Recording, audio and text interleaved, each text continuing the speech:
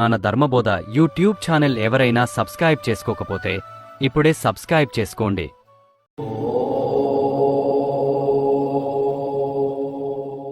శివరాత్రి జాగారం అనేది మహాశివరాత్రి సందర్భంగా ఆచరించే అత్యంత పవిత్రమైన ఆధ్యాత్మిక సాధన. ఈ రోజు హిందూ సంప్రదాయంలో పరమశివునికి అంకితమైనది. ఈ రాత్రి భక్తులు నిద్రపోకుండా శివుని ధ్యానం, పూజ, జపం, భజనలతో గడుపుతారు. జాగారం అంటే శరీరానికి నిద్ర ఇవ్వకుండా మనసును భగవంతునిపై కేంద్రీకరించి ఉండటం. శివరాత్రి యొక్క ప్రాముఖ్యత. శాస్త్రాల ప్రకారం ఈ రాత్రికి అనేక ఆధ్యాత్మిక మరియు పురాణ ప్రాముఖ్యతలు ఉన్నాయి. 1. లింగోద్భవ తత్వం. పురాణాలలో చెప్పబడినట్లు ఈ రాత్రి శివుడు అనంత జ్యోతిర్లింగ రూపంలో ప్రత్యక్షమయ్యాడని విశ్వసిస్తారు. బ్రహ్మ, విష్ణువులకు తన పరమతత్వాన్ని తెలియజేసిన రోజు ఇదేనని కథనం. 2. శివ, పార్వతి వివాహం. కొన్ని ప్రాంతీయ సంప్రదాయాల ప్రకారం ఈ రోజు పార్వతీదేవి మరియు శివుని వివాహం జరిగినదిగా భావిస్తారు. 3. ఆధ్యాత్మిక శక్తి ప్రవాహం.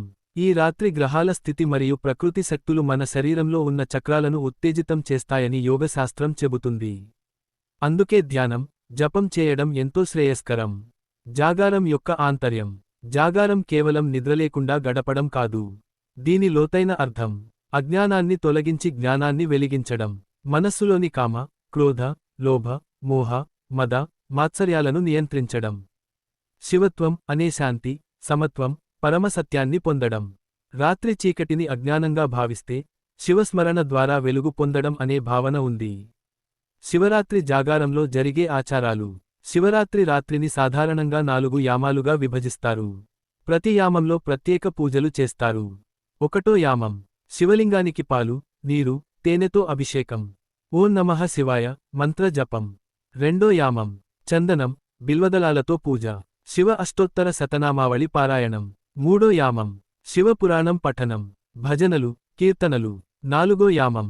మహామంగళహారతి. ప్రాతఃకాల ఉపవాస విరమణ. భక్తులు ఈ రాత్రి ఉపవాసం పాటిస్తూ సాధ్యమైనంత వరకు మౌనంగా ఉండి ఆత్మ పరిశీలన చేస్తారు. పురాణాలలో జాగారం మహిమ. పురాణాల్లో ఒక కథ ఉంది.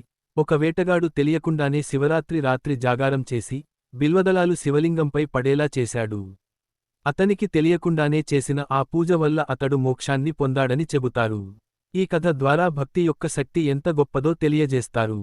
యోగ మరియు ధ్యాన దృష్టిలో. యోగశాస్త్రం ప్రకారం ఈ రాత్రి భూమి యొక్క శక్తి పైకి లేవడం, ఊర్ధ్వగమనం జరుగుతుందని భావిస్తారు.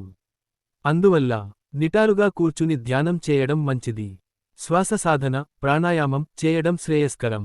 శివతత్వాన్ని అంతరంగంలో అనుభవించడం సాధ్యం. జాగారం వల్ల లభించే ఫలితాలు. భక్తి విశ్వాసం ప్రకారం పాపక్షయము, మనశ్శాంతి, కుటుంబ సౌఖ్యం, ఆధ్యాత్మిక పురోగతి, మోక్ష ప్రాప్తి, సామాజిక మరియు సాంస్కృతిక ప్రాధాన్యం. శివరాత్రి రాత్రి దేవాలయాల్లో భారీగా జాగారాలు జరుగుతాయి. భజన మండళ్లు, సత్సంగాలు, నృత్యాలు, సంగీత కార్యక్రమాలు నిర్వహిస్తారు. ఇది భక్తులను ఏకతాటిపైకి తీసుకువచ్చే ఆధ్యాత్మిక వేడుక. ముగింపు. శివరాత్రి జాగారం అనేది శరీరానికి కష్టమైనప్పటికీ ఆత్మకు ఆనందాన్ని ఇచ్చే సాధన. ఇది కేవలం పండుగ ఆచారం కాదు, అంతరంగ శుద్ధి, భక్తి, ధ్యానం, ఆత్మజ్ఞానానికి దారితీసే ఒక మహత్తర సాధన.